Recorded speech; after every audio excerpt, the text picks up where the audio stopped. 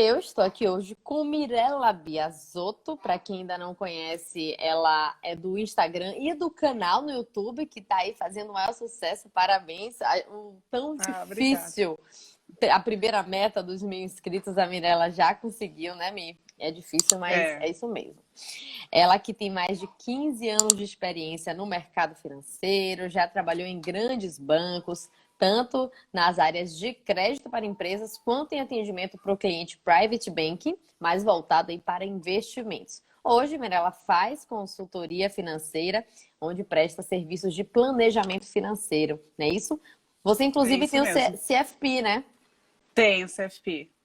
Que é o CFP e o CPA 20, né, também.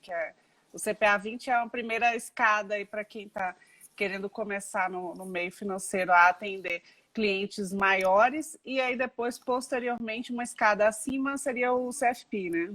Entendi. Mas tem diversas certificações aí no mercado financeiro, tem uma sopa de letrinhas de certificações e cada uma tem uma funcionalidade.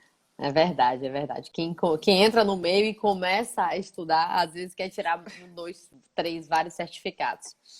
E para quem está aí pelo Instagram da Mirela, que não me conhece ainda, eu sou Liz Grassi, sou assessora de investimentos na Alta Vista Investimentos, que é um escritório credenciado AXP aqui em Porto Alegre. A gente tem sede em São Paulo também, no interior de São Paulo.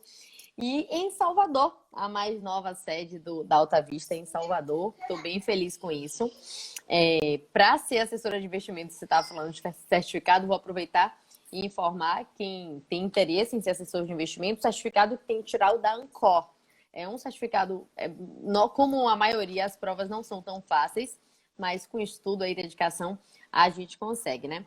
Lá no escritório eu atuo diretamente com clientes aí, tanto private como outras categorias. Eu auxilio a montar uma carteira de investimentos, explico o que é todos os tipos de investimentos, desde renda fixa, a gente atende todos os tipos, renda fixa, né, que engloba aí os CDBs, LCA, LCI, tesouro, renda variável, ações, fundos imobiliários, BDRs, ETFs, os fundos de investimentos diversos, a gente também tem previdência privada, seguro, enfim, uma prateleira de produtos é o que não falta na XP, né, Mi? Mas o nosso tema de hoje, você quer anunciar? Como começar a investir, né? A gente está virando de ano, começando um novo ano, acho que é um momento mais do que oportuno das pessoas que ainda não investem ou que já investem e querem aprender um pouco mais, pensarem como que vão fazer isso para 2021. Exatamente.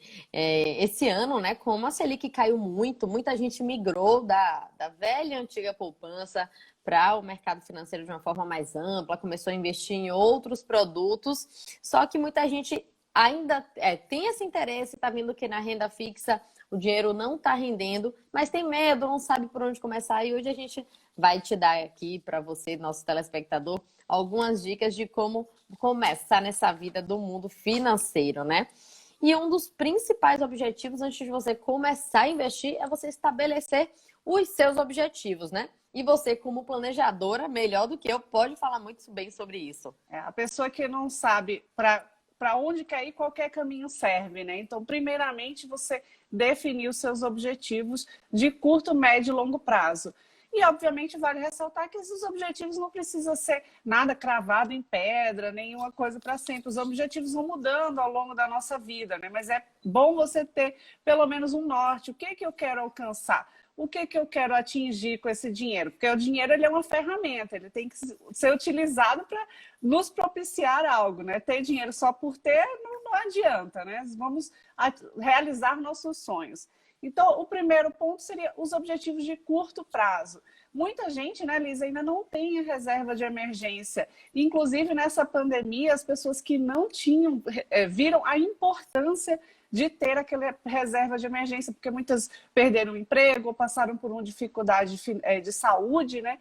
E aí não tinham aquele colchão. E termina... O que acontece quando a pessoa não tem essa reserva financeira? Termina se endividando, né? E aí, para você sair das dívidas, fica muito mais difícil. Então, se você ainda não possui uma reserva de emergência, é o primeiro passo, antes de começar a pensar em diversificar ações e tal, é montar a sua reserva de emergência. E muita gente, normalmente, quando a gente fala da reserva, fala assim, ah, mas quanto é que tem que ser a reserva, essa reserva? Isso aí varia, né, de opinião, mas no geral, se você é um profissional de carteira assinada, um CLT, que tem ali alguma segurança, né, se for demitido vai ter um seguro-desemprego, a gente orienta de ter no mínimo 3 meses do valor correspondente à sua despesa básica, né? Se sua Isso. despesa básica mensal para você sobreviver, aquelas contas ali que você não tem como deixar de pagar, né? O aluguel, o mercado, a conta de energia, a escola do filho, você tem que ter primeiro em mente quanto é esse valor, multiplicar aí por pelo menos 3 meses. O ideal é que sejam 6 meses e você ter essa reserva de fácil acesso, um investimento que você consiga acessar da noite para o dia, porque a gente nunca sabe quando o imprevisto vai acontecer. A Mirella comentou, e normalmente que se fala para reserva de emergência, se você ficar desempregado. Mas existem outros imprevistos, né? Se, Sim, sei lá, seu carro, bateu o carro, você não tem um seguro do carro, se sua casa pega fogo, o celular quebrou, você não tem como ficar sem celular hoje em dia, você vai precisar comprar um celular ali no dia seguinte. Alguns exemplos aí, mas existem centenas de outros para reserva de emergência. E se você não é o CLT, se você não é um profissional ali que trabalha com carteira assinada, que se for demitido no outro dia vai ter direito ao seguro-desemprego, o indicado é que você tenha aí de 6 meses a 1 ano da reserva de emergência, porque a gente nunca sabe quando a gente vai se recolocar no mercado. E o CLT, e o autônomo, quando ele é demitido, ou quando ele se autodemite, né? No caso, porque pode ser funcionário de empresa e ser PJ, né? Quando sim. a gente fala, não ser CLT. Esse aí, quando sai da empresa, é com a mão na frente e a outra atrás, se não tiver a sua reserva. E tem mais ainda uma outra classe que seria dos funcionários públicos, né?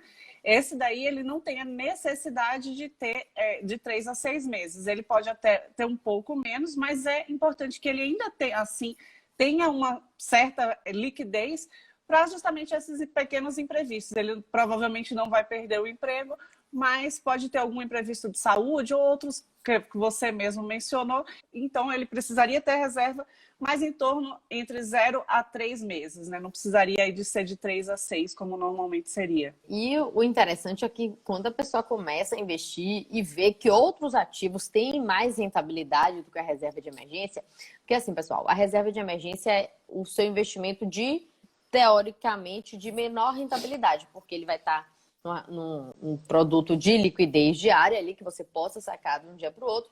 E normalmente os ativos de liquidez diária ele tem uma rentabilidade pequena, normalmente é a taxa Selic, o CDI. E quando você bota um ativo de um prazo maior que vê que o retorno é bem melhor, já que botar tudo em renda variável, num CDB de um prazo maior, num fundo, mas a gente não pode cair nessa tentação, porque quando você aplica o seu dinheiro num outro ativo, num outro investimento que tem um tempo maior, se você tiver emergência ali, tirar aquele dinheiro, você vai acabar saindo perdendo, né, Mirella? Continuando no curto prazo, né, fora a reserva de emergência, estariam também incluídos objetivos até 1 ano. Então, Uhum. pode ser aquela viagem que você quer fazer no final do ano, ou já se programando aí numa viagem pós-pandemia, quando acabar isso tudo, todo mundo está doido para sair da toca, né, sair de É casa. verdade. Então, também já se programar nesses objetivos até 1 ano, também está dentro desse prazo de curto prazo aí, né? Quando a pessoa começa a investir, muitas vezes ela não sabe. Quer começar a investir por quê? Não sei, porque eu quero juntar dinheiro.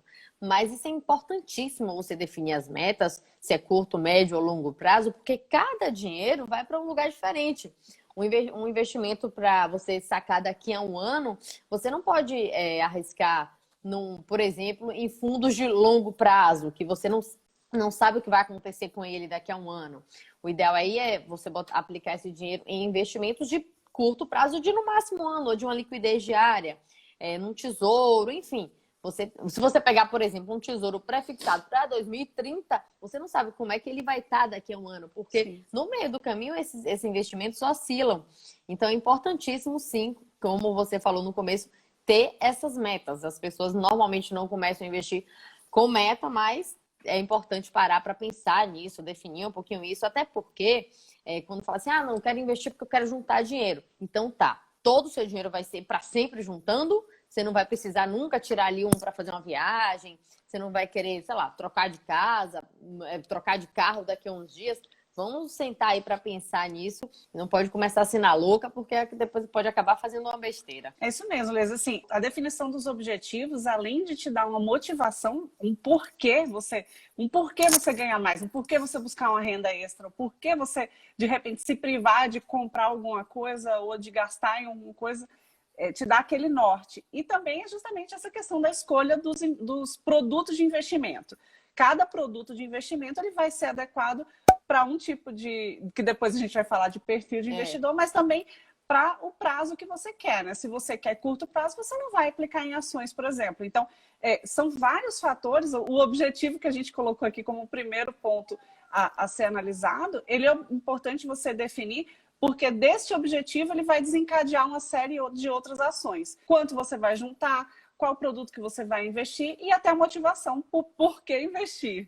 E aí, depois do curto prazo, vem o médio e longo prazo, não é isso? Isso. Aí, o médio prazo seria em torno de 1 a 5 anos, tá, Liz? Então, assim, o que acontece quando a gente já coloca um prazo um pouco maior? A gente pode se permitir experimentar produtos financeiros com um pouco mais de risco, tá? Com um pouco menos de liquidez, com uma rentabilidade um pouco maior. Mas, assim, se você, quero investir daqui a uns 2 anos.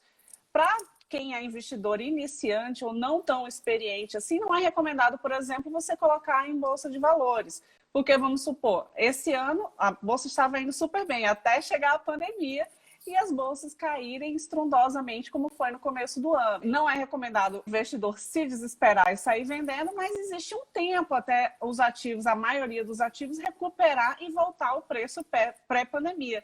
E se isso, por exemplo, não acontecer dentro do prazo que você está esperando para utilizar aquele investimento? Então, é um risco. Por isso que se diz normalmente que o investimento em ações é de maior longo prazo no normal, né? No geral. Lógico que existem aqueles que são mais ativos dentro da Bolsa de Valores, que fazem swing trade, que fazem day trade, mas aí nós estamos falando em regra geral, para investidores normais, vamos dizer assim, que não têm um profundo conhecimento de mercado, o normal é ter um investimento de longo prazo. E outra coisa que é importante para o investimento de médio prazo, já meio que dando uma dica da parte de produtos, é a diversificação da carteira, né? Porque muita gente fala assim, eu quero daqui a 5 anos, não sei, trocar de carro, um exemplo. E boto o meu dinheiro todo aqui, num CDB, num fundo. É importante a diversificação, porque se você bota num fundo ali meio arriscado, um fundo de categoria moderada, e por algum motivo esse investimento ele começa a cair, ele tem uma rentabilidade negativa, você pode ter ali um CDB te segurando, né? Uma renda fixa.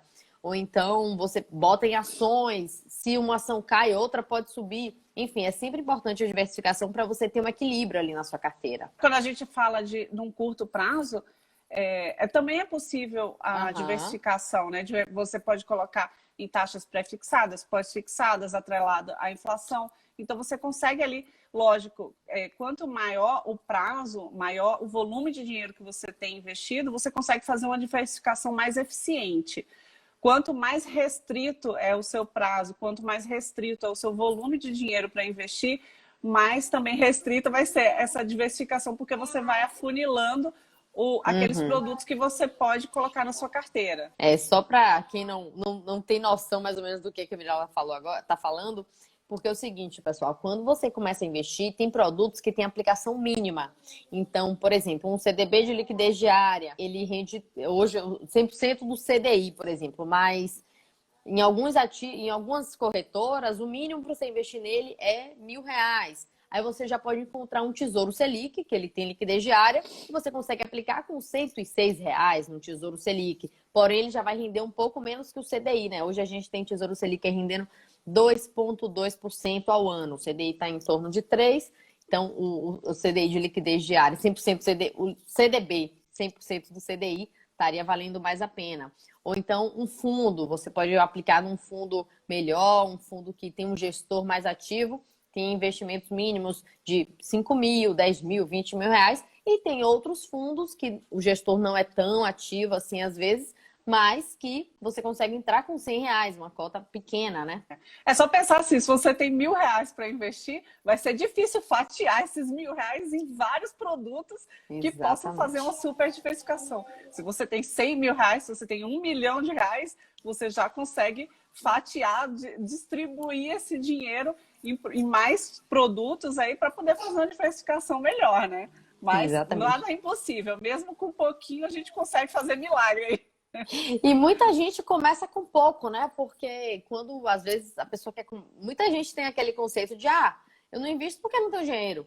Sei lá. Aí eu falo assim, mas você sabia que tem investimento que custa R$ 100 ou menos até, tem ações que custam menos que isso. Você pode começar todo mês comprando ali um fundo de R$ 100, um CDB de R$ 100, principalmente para criar o hábito, pessoal. Porque quando a Isso gente mesmo. começa a se policiar todo mês, a gente vai chegar aí nessa parte, a Mirella vai falar muito bem sobre o planejamento, né, financeiro, mas quando você começa a criar o hábito de se pagar mensalmente, isso aí é só o primeiro passo. Depois você começa a decolar, mas eu não vou antecipar o assunto, não. Então, Vamos continuar. vamos já entrar nessa pauta, Liz, porque a questão justamente é essa. Muitas pessoas podem dizer assim, mas não sobra dinheiro no final do mês. Mas, então vamos entrar nessa parte de planejamento, vamos nos planejar para a gente conseguir fazer com que sobre no final do mês? Então, assim, Exatamente, vamos qual sim. seria o primeiro passo para a gente fazer esse dinheiro sobrar? Então, primeiro é você se organizar, se planejar, fazer o seu orçamento pessoal. Lista quais são suas receitas, se você tem mais de uma receita, se tem sua receita do cônjuge, vamos listar todas as suas despesas, aluguel, escola de menino, vamos botar tudo no lápis. Depois que você, é chato, tem que fazer conta, não sei o quê. Para quem está começando, o início realmente é aquela coisa, putz, não tenho prática, vou ter que anotar tudo. Mas depois isso vai se tornando um hábito, vai se tornando um pouco mais fácil, tá? Ok, você já fez ali o seu panorama geral. Onde que eu posso cortar? Então eu posso, de repente, diminuir o plano do meu celular, tirar a TV a cabo, ficar só com TV com streaming agora, tem Netflix, que é bem mais em conta. Posso trocar de carro, pegar um carro mais barato, aí diminui seguro. Então, assim, você vai com o panorama geral, fica mais fácil de você saber quais são os cortes que são necessários para poder sobrar dinheiro. Então, começou a sobrar dinheiro, aí a gente vai para outras técnicas, que era aquela que a Alice falou, de se pagar primeiro. Sobrou dinheiro, pelo amor de Deus, não deixa aquele dinheiro dando bobeira ali. Vamos tirar, nem que seja, ok, sobrou R$ 200. Então, vamos tirar R$ 100 para já botar direto para investimento? Aqueles outros 100 ali, você fica para se agradar um pouquinho durante o mês? Vamos tirar pelo menos um pouquinho todo mês para você se pagar, colocar nos seus investimentos e começar a fazer esse dinheiro trabalhar pela gente, né, Liz? Porque ninguém quer morrer trabalhando. Vamos botar esse dinheiro para trabalhar. Exatamente, Mirella, importantíssimo isso. Eu acho que até não mencionei no começo, mas eu estou seguindo os seus passos. Estou fazendo especialização em planejamento financeiro na PUC, aqui do Rio Grande do Sul. E eu estava assistindo essa semana uma aula do Gustavo Cerbasi. E ele fala uma família que ganha R$ 2.000 e outra família que ganha os mesmos R$ 2.000. Só que uma família gasta 25% com aluguel, com moradia, 25% ali com transporte, financiamento do veículo, outros 25% com algumas despesas de mercado, dentro da escola também estavam os cursos de inglês, mercado, conta de luz, papapá, e outros 25% já tem ali predestinado para TV a cabo, assinatura e tal. E a outra família, que ganhava o mesmo valor e tinha o mesmo número de pessoas, 4 pessoas, conseguia se organizar de uma outra forma que todo mês guardava 10% dos R$ 2.000. O lazer era um pouco diversificava, né? Uma semana ia para o cinema, na outra semana o lazer era ir na pracinha, passear, não tinha um custo tão grande. E aí, quando aconteceu um imprevisto de que um dos filhos ficou doente, gripado, e a mãe não pôde ir fazer o trabalho dela, que ela ganhava por produção, e o pai, além de não ter o salário, o dinheirinho da mãe entrando naquela diária, ainda teve que comprar remédios que não estavam nos planos, qual família que se deu melhor? Naturalmente, aquela família que tinha uma margem sobrando, aquele dinheiro que estava sendo guardado, que seria talvez para pagar a faculdade do filho no futuro, mas que a faculdade poderia ali naquele mês esperar aquela remessa. Então, é importante a gente não ter um orçamento 100% engessado, né? Ter um orçamento um pouco flexível e ter uma margem para a gente poder usar nos imprevistos, a reserva de emergência. Poder fazer a reserva de emergência. Se a gente tem um orçamento ali totalmente engessado, fica muito difícil quando acontece um imprevisto. A gente naturalmente vai correr para os empréstimos, vai correr para pedir ao vizinho, a um amigo, ao familiar, vai acabar entrando no crédito consignado, enfim. E acabar pagando juros por isso, né? Juros altíssimos. Isso é importante que você falou, Liz, que é você viver abaixo do que você pode, né? Uhum. Então, assim, muitas vezes vamos supor que a pessoa ganha R$1.000. Recebi uma promoção, foi para R$1.500. Não, agora, meu Deus, agora eu vou gastar, agora eu vou sair. O correto seria o quê? Ok, eu tenho uma sobra um pouco maior de dinheiro, eu posso me permitir alguns luxos, algumas coisas um pouco a mais. Mas o ideal é que você mantenha aquele seu padrão de vida para que você consiga acumular mais. E não porque você ganhou mais, você começar a gastar mais. Senão você está sempre naquela que você chama a corrida dos ratos, né? Sempre correndo atrás do rabo, ganhando mais, mas gastando mais e nunca sobrando dinheiro, nunca se tornando um investidor e nunca mais na frente conseguindo uma independência financeira, que eu acho que deveria ser o objetivo de todo mundo, né? Afinal de contas, ninguém quer chegar no final da vida sem ter dinheiro, sem poder aproveitar, sem poder parar de trabalhar com tranquilidade, né? Então, uma dica para também fazer sobrar dinheiro, se não foi promovido, se não teve esse aumento de salário, seria fazer renda extras, né? Então, a minha dica é busca alguma coisa que você tenha prazer, porque ninguém merece, a gente já trabalha o dia inteiro, chegar em casa, chegar no final de semana e ainda buscar uma renda extra de algo que seja pesaroso para você, vai ficar muito cansativo. Busque alguma coisa que você tenha prazer de fazer. Eu sei cozinhar muito bem, todo mundo me elogia, tá? Então eu vou fazer uma comida para fora nos finais de semana, ou eu posso me dedicar a 1 hora, ou, poxa, você falar inglês muito bem, adoro falar inglês, para mim é um prazer. Então eu posso dar 1 horinha de aula todo dia, depois do meu trabalho. Então, assim, esse tipo de busca de renda extra vai te permitir ter uma sobra maior, porque os investimentos, somente eles, vai ser muito difícil de você se tornar rico ou um grande investidor apenas com investimento, tá? Diferentemente de alguns traders que vendem que pode pagar até croissant com trade, na prática é muito, muito improvável que Adorei isso o exemplo. Então, assim, vamos trabalhar, que ainda é a forma mais fácil de se juntar dinheiro, tá? A mais provável, pelo menos. Então, você juntando mais dinheiro, investindo mais, e aí sim você começa a escalar, porque você está fazendo mais dinheiro, fazendo renda extra, investindo da forma correta. Então, aí você vai começar a realmente ver a mágica dos juros compostos te ajudar a fazer esse dinheiro crescer. Exatamente. E os investimentos, eles têm a rentabilidade, no longo prazo, naturalmente, aquele dinheiro ele vai se multiplicando, mas eles também precisam ser alimentados, né? Se você quer fazer sua bola de neve para lá na frente conseguir ter, como você acabou de falar, uma independência financeira, não adianta você botar uma vez e esperar que aquilo ali vai trazer sua independência financeira, nem que seja daqui a 50 anos. Ele precisa ser alimentado e também ser mexido eventualmente. A gente sempre fala que tem que ter a revisão de carteira, anualmente é bom separar, ver se aquele investimento que você aplicou está realmente te dando o retorno esperado, se não, bora mexer um pouquinho aqui, dividir ali, botar diversificar, né, literalmente falando. Porque senão não adianta molhar a plantinha uma vez, esperar que ela cresça e vire uma árvore. Isso aí. E essa mudança, Liz, ela também ocorre no perfil do investidor, tá? Porque assim, que era o próximo ponto que a gente ia falar. Vamos entrar nele? Vamos. Da mesma forma que os objetivos, eles vão mudando ao longo da vida, o nosso perfil também pode mudar. Além do perfil ser diferente, o meu perfil de investidor talvez seja diferente do perfil da Liz, talvez seja diferente de você que nos vê aí. O nosso perfil também vai mudar ao longo da vida. Isso mesmo, porque seus objetivos mudam, então o seu perfil de investidor também vai mudar. Então vamos lá, se você tem pouco conhecimento do mercado financeiro, se você ainda é muito medroso de investir em algo mais arrojado, você provavelmente vai ser um perfil mais conservador, tá?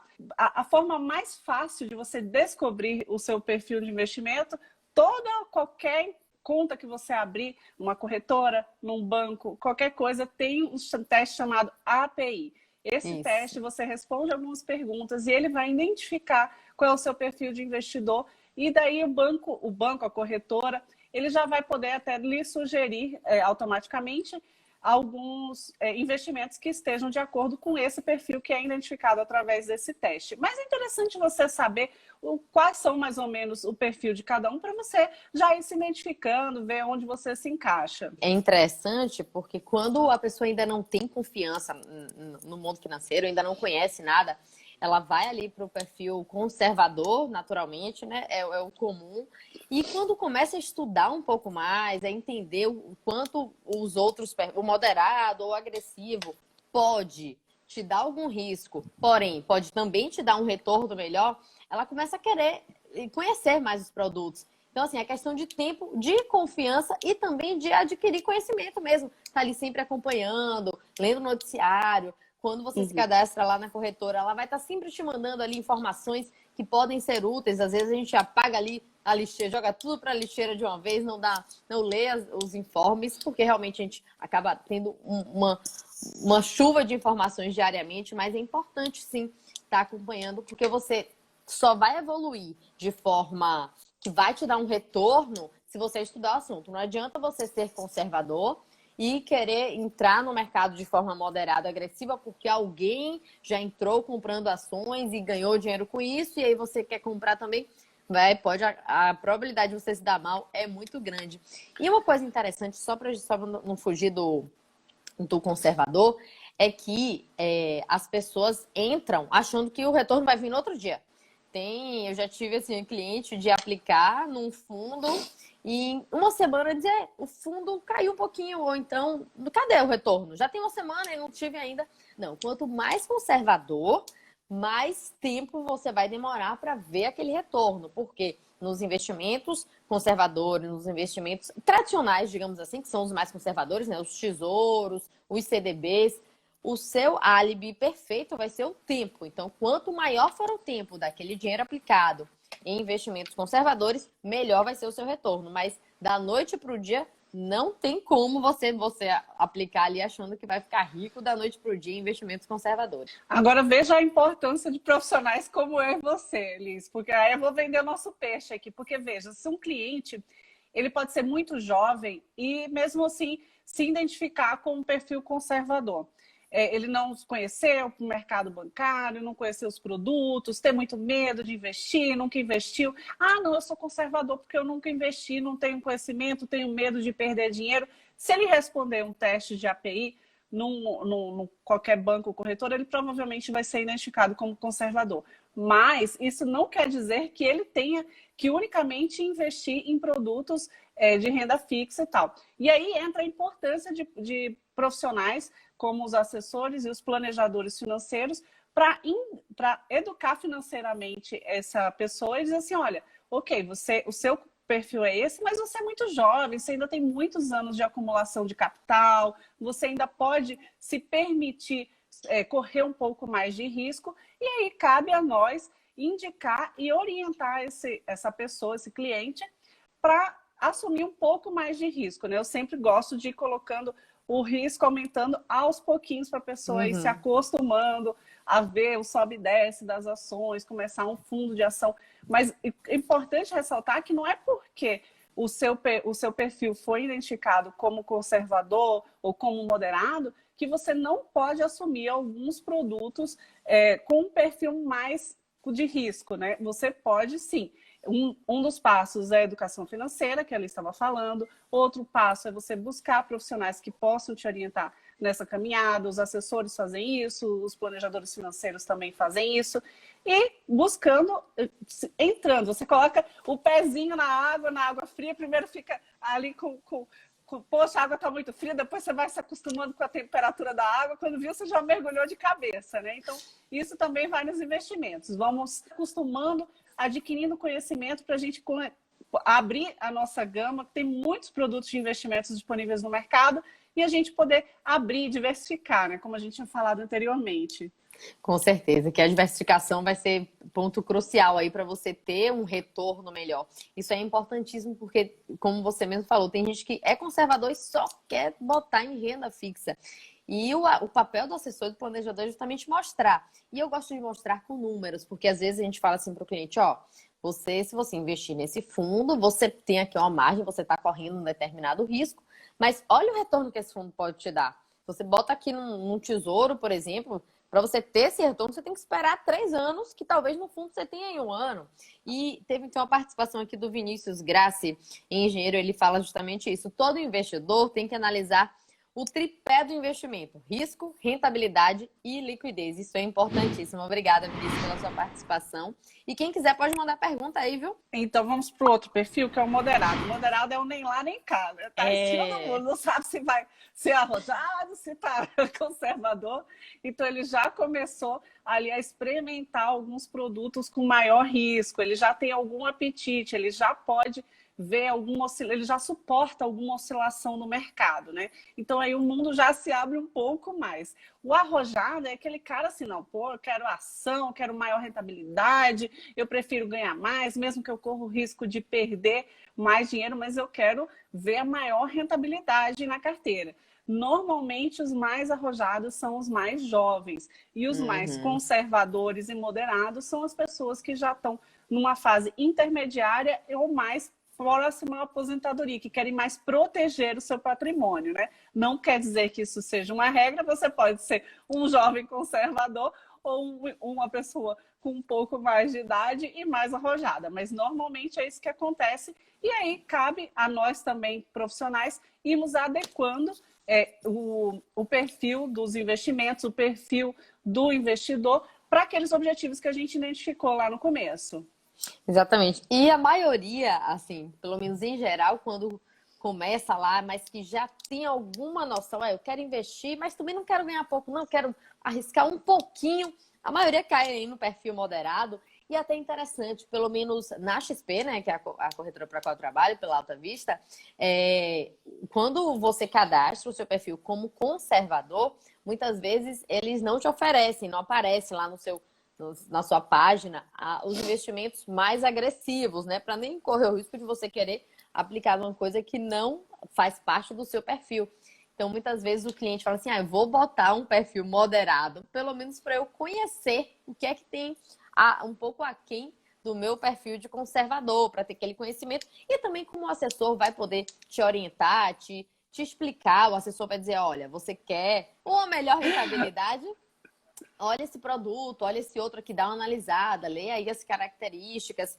E falando nisso, falando em assessor, a gente tem outra participação do Thiago Exler. Ele fala que para quem não tem tempo nem conhecimento, deve contar sim com o assessor e também com o planejador financeiro, porque o profissional está ali justamente para esclarecer dúvidas que você não sabe, mas deixar o dinheiro parado com certeza não vai ser a melhor opção. Não conhece nada, não sabe para onde começar, então vai lá, começa procurando um planejador financeiro, procurando um assessor de investimento, que você vai ter sua orientação de como começar a dar os primeiros passos. O próximo ponto seria a educação financeira. E aproveitando falar dessa paixão aí que eu e a Liz temos sobre esse assunto, tanto somos apaixonados que temos nosso canal no YouTube, né? Aproveitar para fazer nosso jabazinho aqui do nosso canal, o Saquei Investimentos no YouTube e o meu Investe com Temudo Mi, ambos ótimos fontes aí de conhecimento de educação financeira, principalmente para quem está começando, para quem já é um investidor um pouco mais experiente.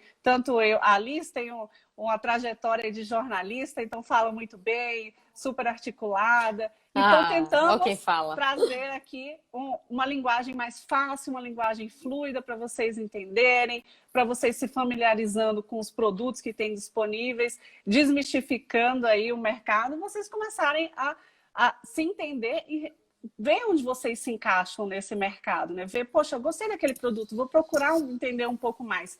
Independente de qual seja a indicação de produto, ou se você veja uma indicação de ação, eu sempre recomendo que você estude. Ok, gostei daquela ação, eu não costumo recomendar ação ainda no meu canal, mas gostei daquela ação que eu vi recomendado não sei onde, eu gostei daquele produto que eu vi recomendado não sei onde. Então, procure entender, procure ler sobre o produto, entenda o que você está investindo. Mesmo com a indicação de um planejador ou de um assessor, o dinheiro é seu. Você tem que saber aonde você está colocando.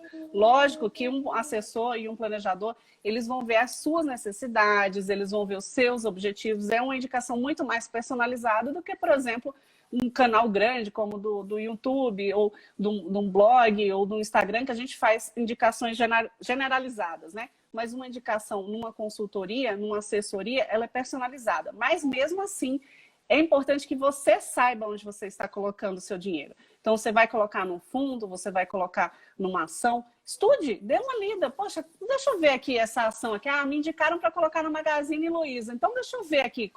Vou tentar ler aqui no mercado como é que ela está. Onde que eu estou colocando o meu dinheiro? É importante que você tenha essa consciência. Exatamente, Mirella. E a gente vê muito aí, inclusive, você falou dos influenciadores digitais, né?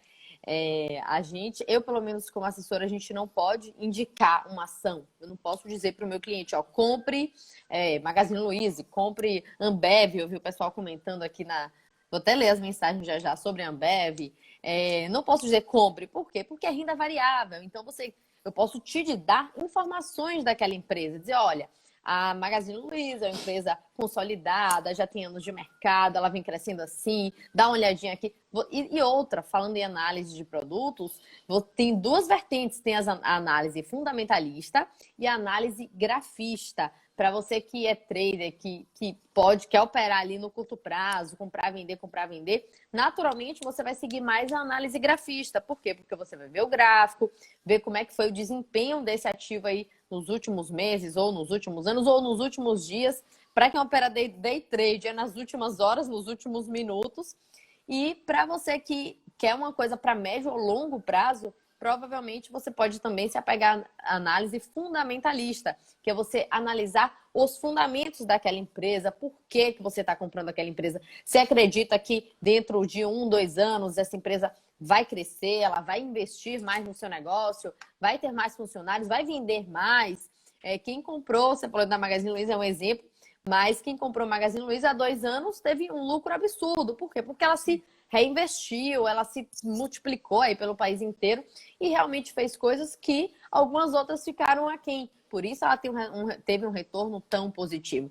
Mas e aí você se pergunta, e hoje, será que ela está super valorizada? Ainda vale a pena entrar na Magazine Luiza? Não sou eu nem Mirella que vai te dizer se vale ou não a pena. É importante você estudar, você analisar e ver os dados daquela empresa. É importante ressaltar que o profissional que pode indicar ações chama-se um profissional que tem certificação CNPI. Aí voltando àquela nosso começo da conversa que a gente estava falando da sopa de letrinhas de certificação, que cada um serve para uma coisa, né? Então, assim, até mesmo quando vocês verem canal no YouTube ou verem alguma recomendação de algum especialista na internet, essas recomendações elas só podem ser feitas por um profissional de CNPI, tá? Exatamente. Tanto o planejador quanto o assessor. Acho que depois, Liz, acho que até vale a gente fazer um adendozinho de qual é a diferença da atuação do assessor para o planejador, porque nós estamos falando sempre os dois aqui, né? E depois a gente faz um adendozinho só para o pessoal entender a diferença das atuações. Mas tanto o assessor como o planejador, eu, como planejadora, recomendo as classes de ativos que o cliente vai investir. Então, por exemplo, eu posso recomendar a alocação da carteira. Eu recomendo que você aloque 20% do seu patrimônio em ações. E aí posso recomendar algumas, vamos dizer assim, cartas de recomendação de algumas empresas, vamos dizer assim, subsídios para que o cliente escolha. Mas eu não posso fazer uma recomendação de investimento, dizer assim, eu atesto que você vai comprar. E mais um adendo, mesmo o profissional CNPI que faça uma recomendação de investimento, isso não é garantia absoluta de que aquele ativo vai subir, tá, gente? Por isso que vale o mesmo adendo que eu falei anteriormente, o dinheiro é seu. Você tem que sentar e mesmo, você não vai ter aquele conhecimento que um analista, que um planejador, que um assessor tem, muito provavelmente, né? Mas é importante que você tente entender onde você está alocando seu dinheiro, porque não existe verdade absoluta. Se fossem assim, todos os analistas CNPI seriam super milionários e tal. E não, alguns são, mas nem todos. Então, não existe bola de cristal. O mercado, muitas vezes, é imprevisível, tá? E mesmo as recomendações de planejadores, de assessores, elas podem não ser 100% assertivas. Nós temos uma ideia do que seria melhor para cada cliente, mas todo investimento tem risco. Todo investimento tem risco, até renda fixa, tá? Se vocês quiserem, depois tem um vídeo no meu canal que eu falo sobre marcação a mercado, explicando. Então, assim, até renda fixa tem risco, tá? Então, é importante você se educar para você entender esse risco e entender em qual nível de risco você está confortável de assumir para avisar aquela rentabilidade. Pois é, o Tesouro Selic, inclusive, que é o investimento um dos mais conservadores do Brasil, rendeu negativamente em setembro, assustando muita gente. Aí, meu Deus, minha reserva de emergência no Tesouro Selic, aconteceu isso.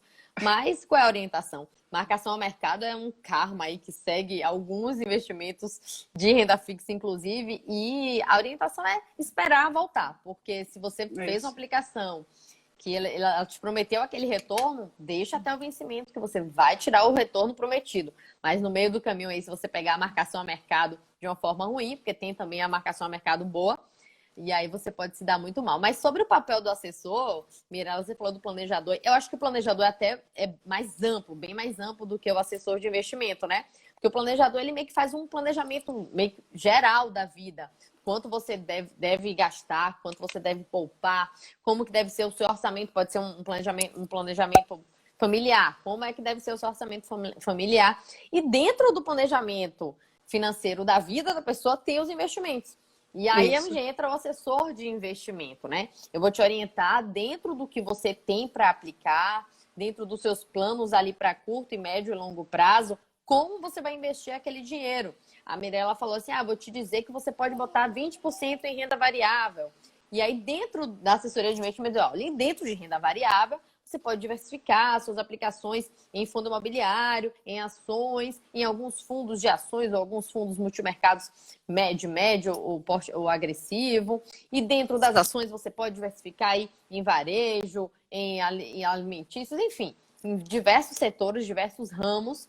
A diversificação, o assessor financeiro ele vai te assessorar normalmente seguindo ali aquela linha dos investimentos. Claro que no caso da Alta Vista Investimentos, né, que é o escritório XP, a qual eu trabalho, tem outros tipos de assessorias. Não é só para investimento, renda variável, renda fixa. A gente também trabalha com previdência, que também entra no planejamento financeiro, né? A pessoa que quer se planejar para o futuro faz uma previdência privada.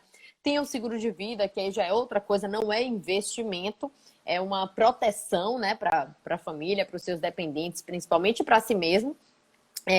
Temos outros produtos que entram ali, mas a diferença do assessor para o planejador é um trabalho, eu acredito, bem mais amplo. O assessor faz parte de um dos serviços ali que o planejador vai orientar. Isso até pode ser um trabalho em conjunto, né? Então, muitas vezes você tem um planejador, o planejador está fazendo um mapa ali para te ajudar a chegar naqueles objetivos. E se você já tem um assessor, pode entrar em contato com aquele assessor e alinhar o que está sendo feito no planejamento financeiro para você poder encaixar os produtos dentro daquele planejamento, tá? Tem aqui uma pergunta, deixa eu achar aqui de novo, foi da Débora. Ela pergunta assim, como escolher uma corretora? Mas assim, Débora, tem várias corretoras aí no mercado. Você tem que analisar principalmente o fator do seu conhecimento. Se você conhece muito do mercado, você não precisa de uma assessoria, você pode aí investir em uma corretora que não te dá assessoria. Tem algumas com taxa zero de corretagem, que é exclusivamente para ações.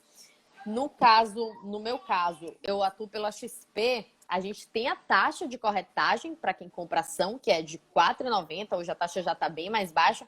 Só que você também vai ter um assessor te orientando, te dando informações com muita frequência. E algumas outras corretoras que não tem, que são taxa zero, né? Você não vai ter ali um assessor direto, tá? Você vai estar sendo assessorada por um telefone ali 0800, que talvez você tenha que ligar, esperar para conseguir alguma informação, ou por uma mesa de investimento, que é uma mesa geral, que atende a todos os clientes. Então, assim, algumas têm a taxa de corretagem para ações, né? O caso da XP, que não cobra taxa para nenhum outro investimento, não cobra taxa para você investir em fundo imobiliário, nem em CDB, nem em fundos de investimentos, além da taxa de corretagem, tá? Porque fundos de investimento tem a taxa de administração. Isso aí é outra coisa que qualquer fundo, em qualquer corretora, em qualquer banco, vai ter. E se precisa de muito dinheiro para começar a investir? Não. A gente comentou isso logo no começo, não foi, Mirella? Mas você hoje consegue começar a investir com pouquíssimo 100 dinheiro. reais. 100 Com reais. menos de 100 reais você consegue investir. Aí eu vou falar 2 vídeos que eu tenho no meu canal, se vocês quiserem depois olhar. Tem um que é investindo com 100 reais, que na realidade você consegue até investir com menos de 100 reais, com 30 e poucos reais você já consegue colocar no Tesouro Direto, por exemplo. E tem um segundo vídeo que é como escolher as corretoras, que é isso que a Alice estava falando. Porque assim, é difícil você chegar. Muitas pessoas já chegaram e dizem assim: ai, qual corretora que eu coloco? É uma pessoa aleatória, mas tá, que não é meu cliente, que eu não saiba coisas objetivos e tudo. Então, assim, é difícil você indicar uma corretora. Primeiro, existem várias e várias opções hoje no mercado. Segundo, isso de novo vai depender do seu objetivo como investidor. Qual produto que você quer investir? Você já tem conhecimento, como a Alice está falando, ou você precisa de repente com uma pessoa para ir te ajudando nesse caminho? Até por isso, depois, se vocês tiverem dúvida, seria interessante vocês verem esse vídeo, porque está bem completinho. Então, cada coisa que você vai analisar vai te indicar qual a corretora melhor. Mas, no âmbito geral, eu indicaria testar.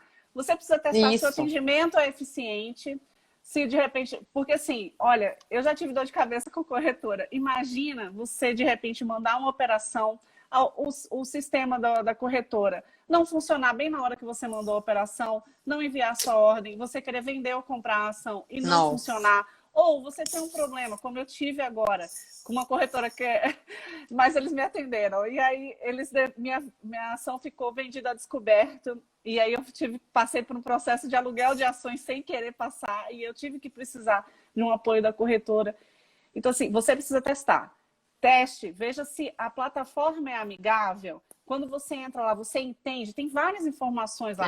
Você precisa procurar os produtos, você precisa ver onde que está o seu saldo, as ações, dá uma olhadinha no Home Broker. Home Broker é acessível ali para você? Você consegue entender quando você olha na tela? Então, isso tudo vai influenciar na tua escolha da sua corretora, tá? E é muito melhor para você que está começando a investir numa corretora do que investir num banco, tá? Eu falo isso para quem já trabalhou muitos e muitos e muitos anos em banco. E assim, os produtos bancários, eles são mais caros. O que você ganha quando você investe em banco é a praticidade de repente ter tudo num lugar só. Você tem o seu salário entrando ali, você tem a corretora do banco ali, você tem a sua reserva de emergência, tudo no mesmo lugar. Mas você vai pagar mais caro para ter essa comodidade. Se você pegar e tirar aquele dinheiro que está investido e colocar numa corretora, você vai ter muito mais rentabilidade, mas muito, muito, do tipo um CDB num bancão. Hoje você vai ter um CDB num bancão com liquidez em torno de máximo ali 100% CDI, tá? Não, difícil passar disso, num banco grande, tá? Se você for para uma corretora, você consegue em torno de 140, 150, tem até o PicPay que está pagando 210% do CDI. Muito o PicPay bom. não é corretora, tá? Mas, assim, você saindo de banco, você consegue rentabilidades maiores. Então, para as pessoas um pouco mais de idade, é um pouco mais resistente desafiador, a testar. Mas, assim, começa com um pouquinho, transfere 100, 200 reais, R$1.000, depende do que é pouco para você, né? De repente, R$10.000 pode ser pouco, mas transfere um pouco, o tanto que seja o seu pouco. Para a corretora, para você começar a testar. Então, coloca no investimento. Tenta entrar num chat com a corretora, veja se você é bem atendido, se você consegue um retorno, se eles tiram as suas dúvidas. Teste um assessor, marca uma conversa, veja se ele consegue te atender de uma forma agradável. Então, assim, vai testando, vai desbravando esse novo mundo. Exatamente. E você estava falando, agora eu estava aqui pensando em clientes, em pessoas que realmente não conseguem começar a investir porque não tem essa informação total, né? Nosso prazo está quase acabando, mas só para eu não esquecer, peraí, Mirella, o seu canal, porque o YouTube derruba a gente, né? Quando completa 1 hora. Antes disso, só para não fugir, tá? Tentando lembrar que era isso. Banco e corretora, eu fiz um vídeo essa semana, no domingo, ele tá fresquinho muito legal lá no canal, sobre corretora e banco, qual a diferença. E esse vídeo, eu confesso que ele foi direcionado mais para as pessoas mais velhas, que têm mais dificuldade de tirar o dinheiro do banco, de investir pela corretora, por medo, né? Não sabe o que é que vai acontecer com aquele investimento quando você bota na corretora, tem medo da corretora quebrar. Eu explico bem claramente que se a corretora quebrar, nada vai acontecer com os seus investimentos, porque o mesmo investimento que você põe no banco, você põe na corretora, vão todos para o mesmo lugar, que é a central de custódia. Então, o seu CDB, a sua ação, o seu fundo não está ali dentro da corretora. O seu dinheiro está na central de custódia. A corretora ou o banco é apenas um intermediador para te permitir fazer essa compra. Isso é interessante para as pessoas que ainda não conhecem as corretoras, não sabem o que acontece quando a gente bota o dinheiro nelas. Exatamente. Ó, Vivi Nina participou aqui pela terceira vez. Ela mandou uma mensagem. Vamos prestigiar a nossa telespectadora. Ótima live, ajudando muito em um momento desafiador. É isso mesmo, o momento é bem desafiador, Vivi. Vinícius também bota aqui. Comecei em 2019 ganhando R$ 2, R$ 3 de dividendos. Hoje já consigo pagar uma conta de luz ou internet. Tudo renda passiva. Essa questão da renda passiva é importantíssima, né? Da carteira de dividendos que as pessoas tanto gostam de investir e todo mês pingar ali do fundo imobiliário, de uma ação que paga dividendos, enfim, de diversos outros ativos que vão pagando um pouquinho do seu lucro. O seu valor principal continua lá, investido e rendendo. Que conversa deliciosa, Liz. Espero que o pessoal tenha gostado também, pois que tenha sido leve. O tempo passou rapidinho, né? É verdade. Nosso tempo está quase acabando aqui, 4 minutos. A gente comentou também sobre o investidor que quer começar e não sabe para onde ir. Ele tem que abrir uma conta na corretora. A gente já falou que no banco não tem os melhores produtos, as melhores rentabilidades. Então, a indicação é abrir uma conta na corretora. Aí você vai ter que transferir o seu dinheiro da sua conta corrente para a corretora. Lembrando que só pode ser de CPF para CPF. Então, não adianta você abrir sua conta na corretora e mandar a sua mãe transferir da conta dela. O dinheiro vai voltar. A TED ou o Pix, né? Que agora é o Pix, vai voltar. Tem que ser da mesma conta do investidor para sua própria conta. E dentro da corretora, você vai abrir lá, como a Mirella falou muito bem, algumas são mais fáceis, outras são um pouquinho mais difíceis. Tem a cartela de produtos. Então, tem lá em renda fixa. Você entra em renda fixa, você vai ver os tipos, as opções de CDBs, LCI, LCA. Ai, meu Deus, não sei o que é uma LCI. Vai dar uma lida. Nos sites das corretoras normalmente explicam detalhadamente o que é cada produto. No YouTube, vai no canal da InvestMe, vai lá no canal, no Saquei Investimentos. Eu, inclusive, estou no ar agora com a série Tudo sobre Renda Fixa. Comecei falando do tesouro, cada tipo de tesouro. Vou entrar agora no CDB, é o próximo vídeo dessa semana. No InvestMe também tem muita informação sobre os tipos de investimentos, renda fixa ou não, como ganhar dinheiro, renda extra, várias informações interessantes. E daí lá dentro você vai escolher o seu produto e é como se você estivesse comprando realmente uma coisa. Vai estar lá, caneta laranja, no caso, um CDB que vence em 2025. Você faz uma compra, deixa o seu dinheiro lá e por aquele período você vai receber os juros prometidos ou não, depende do tipo de investimento que você fizer, né? Que os investimentos atrelados ao benchmark, o CDI, Selic, inflação. E aí é um mundo de informação, pessoal. Infelizmente, em 1 hora a gente não consegue aqui explicar tudo. Mas foi muito gostoso o papo. Espero que vocês tenham gostado da nossa conversa aqui descontraída. E depois, se tiverem mais dúvidas, podem mandar no Instagram, no YouTube. A gente tem vários canais aí para vocês nos acharem. Mandem perguntas para a gente que a gente responde depois para todo mundo. Com certeza. E depois, quem perdeu a live do começo, pode ir lá no youtube.com/investme, com T mudo, né? Ou Saquei Investimentos, que a live vai estar lá completa. Obrigada a todos aí pela participação. Obrigada a vocês que mandaram perguntas, que mandaram carinhas, que aplaudiram. Pra gente aqui é um enorme prazer estar aqui prestando esse serviço com brilho nos olhos, com paixão sobre o mercado financeiro, que é uma coisa que move tanto a gente, né, Mirella? Isso aí. Obrigada, Liz. Obrigada a você também, viu, pela sua disponibilidade. Uma profissional super talentosa, tá tão bem aí nos vídeos. Quando você começou, me lembro, você falou assim, Liz, eu não sei, não me sinto tão habilitada para falar em vídeo. Tá dando show. Quem ainda não viu, entra lá no canal dela para conferir. Obrigada, pessoal. Obrigada, todo mundo. Tchau, tchau. Boa noite. Tchau, tchau. Boa noite. Ótima semana.